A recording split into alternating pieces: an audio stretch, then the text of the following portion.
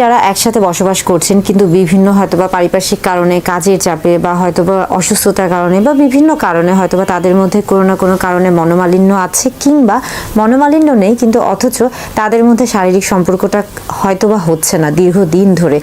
এই সকল ক্ষেত্রে। এবং পাশাপাশি যাদের বিবাহিত জীবন অনেক দিনের, অর্থাৎ যারা বিবাহিত দম্পতি রয়েছেন, অনেক দিন ধরে সংসার করছেন এবং তাদের মধ্যেও কোনো না কোনো কারণে হয়তোবা একটা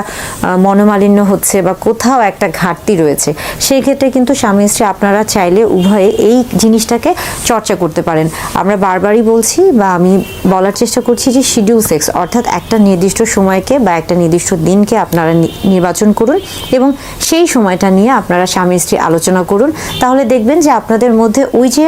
নির্দিষ্ট সময়টাতে আপনারা যখন সহবাস করতে চাচ্ছেন বা একটা ভালো খুব সুন্দর একটা সময় কাটাতে চাচ্ছেন, তখন কিন্তু আপনাদের মনের মধ্যে আগে থেকে একটা অন্যরকম ভালো লাগা অনুভূতি কাজ করবে। এবং অনেক সময় হয় যে এই যে একটা তিক্ততা থাকে যে একই সাথে বসবাস করছি বা দূরে আছে, কেন নিজেদের মধ্যে কোনো রকম ওরকম কোনো একটা যোগাযোগ, কোথায় যেন একটা ঘাটতি রয়েছে, এই বিষয়গুলো কিন্তু তখন আস্তে আস্তে কেটে যায়। অর্থাৎ যারা এই ধরনের শিডিউল সেক্সে অভ্যস্ত বা যারা এইটা পরিচর্যা করে থাকে, সেই ক্ষেত্রে কিন্তু তাদের একটা ভালো একটা